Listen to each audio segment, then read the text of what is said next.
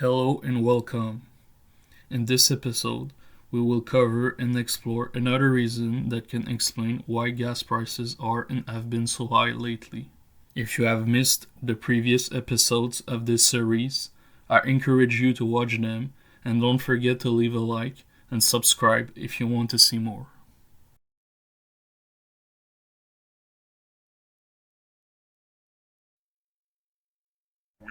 We have one of the most ambitious carbon pricing systems in the world, and according to the IMF, one of the best ones.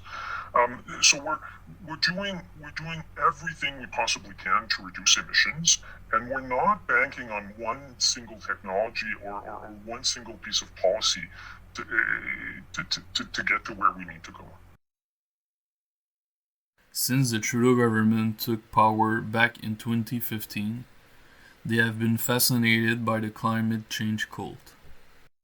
These people, the teachers, the activists, the politicians, and the reported climate and pandemic experts like Bill Gates have predicted the doomsday date time and time again since the 60s. Millennials and people and Gen Z and all these folks that come after us are looking up, and we're like, the world is going to end in 12 years if we don't address climate change. And your biggest issue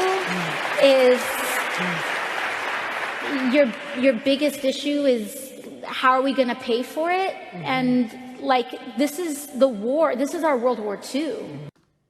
If you don't know what this movement is about, here's some of them. Look at them. Look how constructive, how well informed, and how mentally stable they look. According to them, the Earth should have and will soon become a flooded desert of toxic waste deprived of polar bears.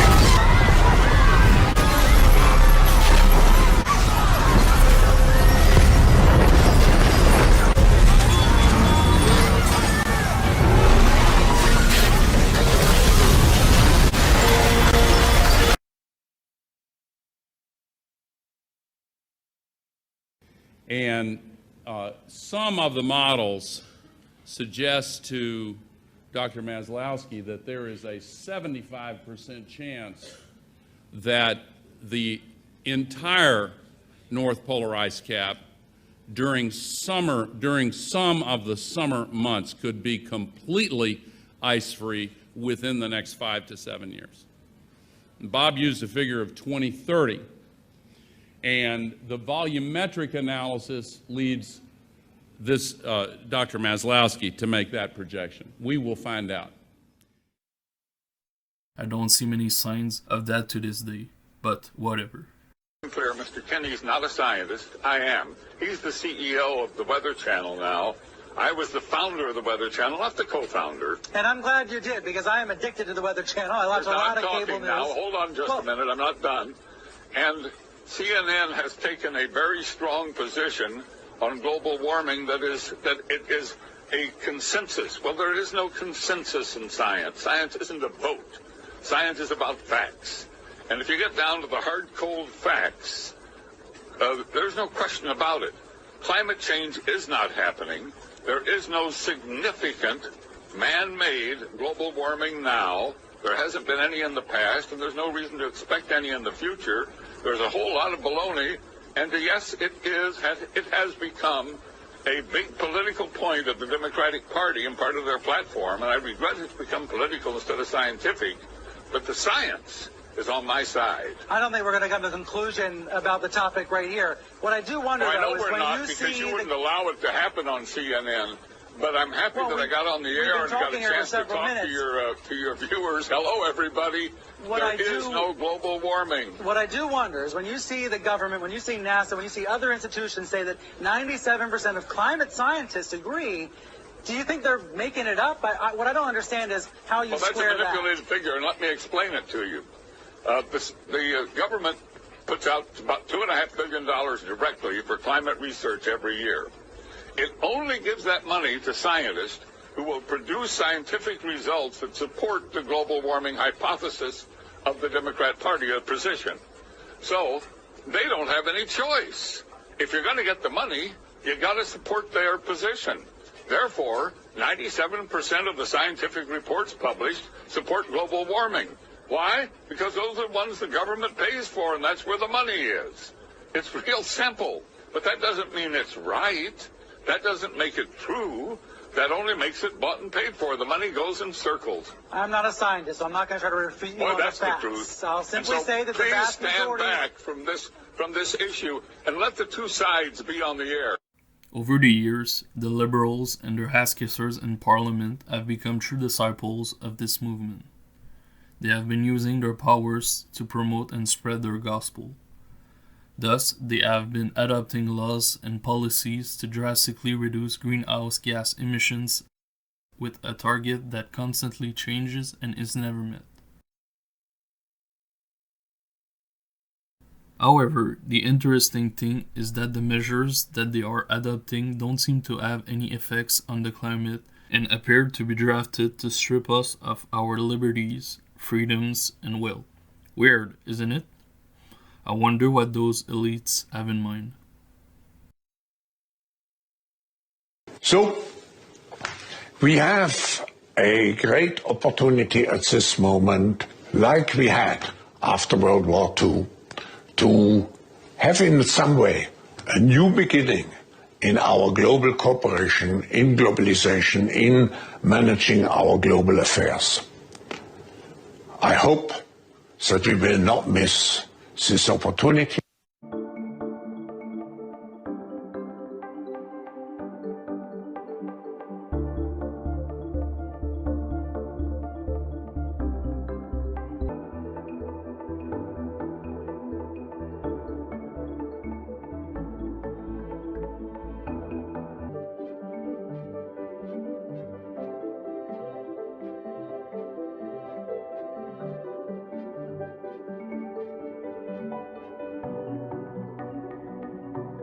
Personally, I like Trump's policies regarding the climate. The United States is now the #1 producer of oil and natural gas anywhere in the world.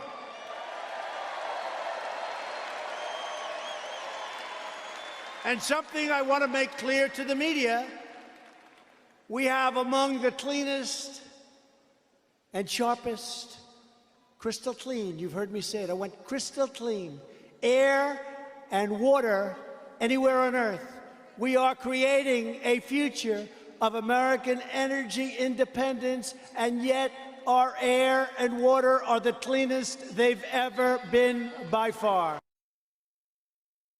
Policies with goals that are specific, Absolutely immaculate air and crystal clean water. That's what we want. It's important.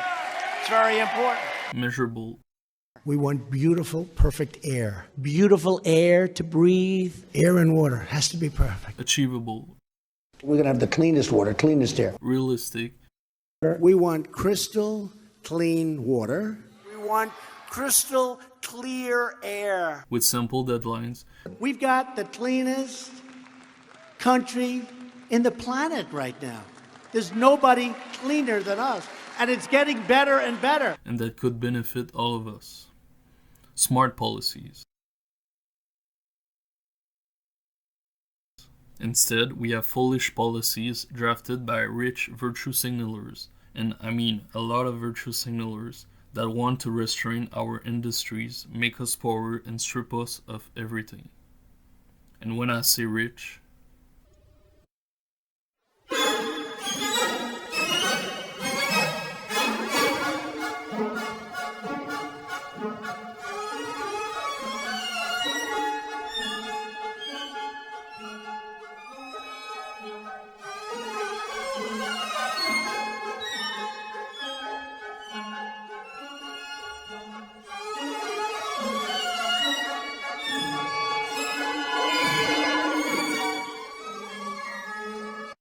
We are in the beginning of a mass extinction, and all you can talk about is money and fairy tales of eternal economic growth. How dare you? Could you please tell us what kind of message, what you are doing here today, what kind of message would you send by doing this to world leaders? And also can I ask you, do you think it's about time that President Trump would respond to what you have said today?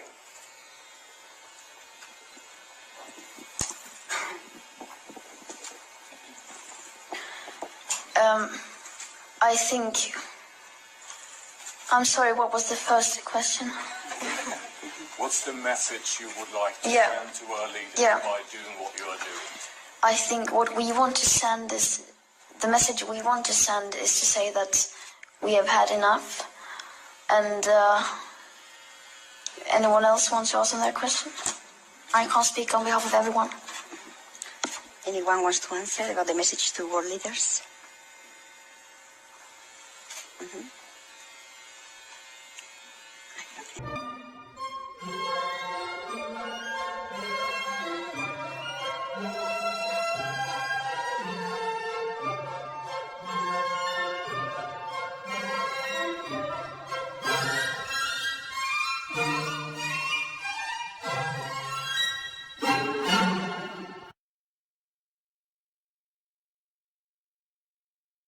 with a small government, Canada could become the wealthiest country in the world in a matter of years after recovering from everything that the Trudeau government has done to us.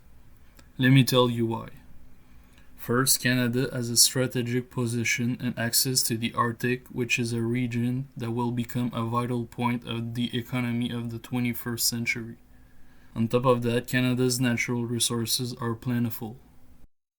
We have the third largest oil reserves in the world, close to a quarter of the world's potash reserves, and the fourth largest uranium reserves in the world.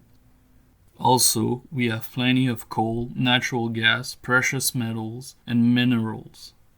On top of that, our vast territory is home to close of 9% of the world's forest area and contains about 20% of the freshwater reserves in the world, which is becoming more and more sought by other nations.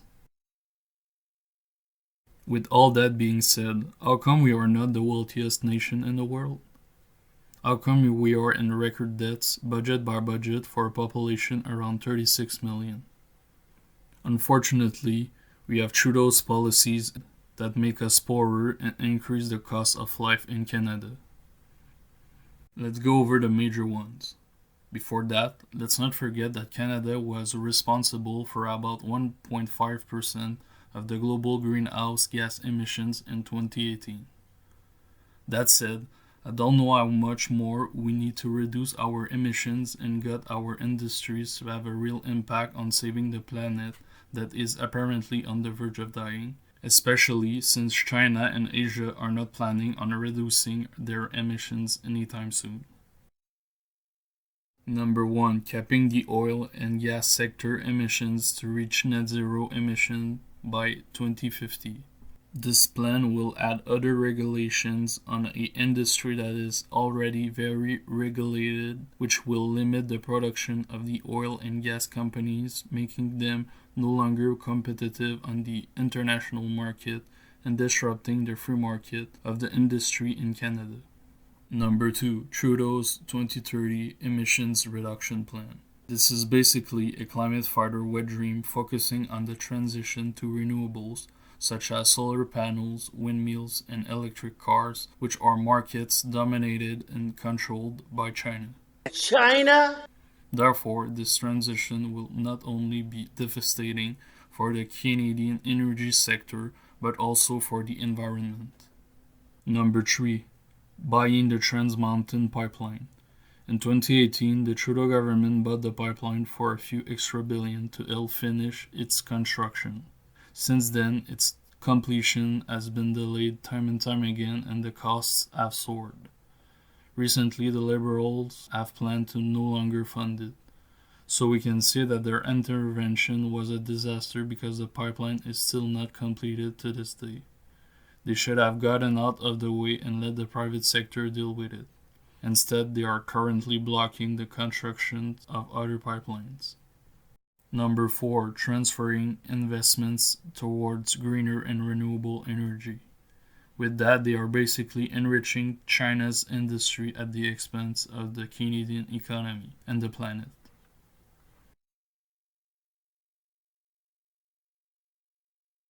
Five. Bill C-69. With this bill, the Liberals are trying to federalize and centralize regulatory power by instituting new authority to assess major infrastructure projects based on their impact on public health, the environment, and the economy. With that, they could bypass the provincial jurisdiction to regulate big infrastructure projects such as pipelines. For Albertans, it is known to be the No More Pipelines Act. After being ruled unconstitutional by Alberta's Court of Appeal, the Liberals are still trying to pass this bill to this day, creating uncertainty about future pipeline projects. 6. Bill C-48, the oil tanker ban. That bill prohibits oil tankers from navigating a large area on the coast of BC, which complexifies and puts an extra cost on oil and gas companies to have an access to the Asian market. 7. Funding anti-oil and anti-gas lobby organization through government programs. The Trudeau government used taxpayer money with the Canada Summer Jobs program to fund many radical organizations. Here's a list of them.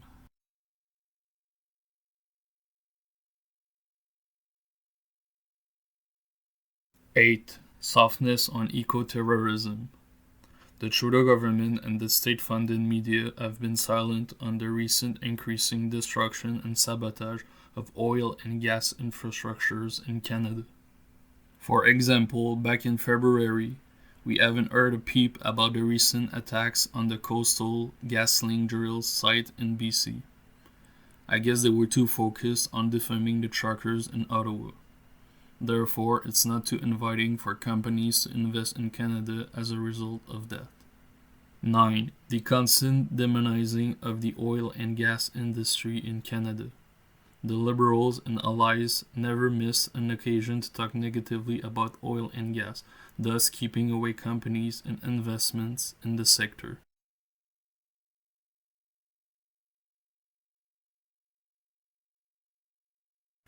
Quebec refusal for new pipeline projects. Alberta's oil industry have needed new pipelines to expand their exportations towards the European market, with a fast, safe, and efficient way to transport oil and gas. However, the government of Quebec have refused new pipeline projects. In response of that, the Liberals have been unwilling to intervene in the matter since it was not related to immigration or regulations.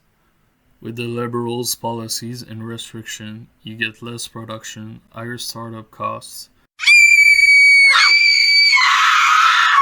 more complex supply chains, fewer investments in the field, less research to improve the processes and sustainable practices, and especially less competition, which all have a negative impact on all the variables determining the price of gas.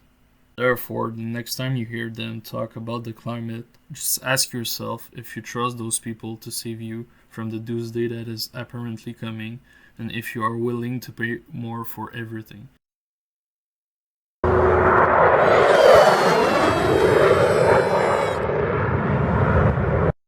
All of these climate change shenanigans will squeeze your wallet dry.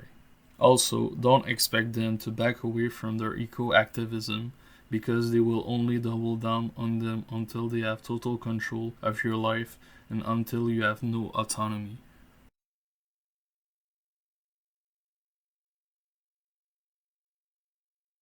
That we penetrate the cabinets.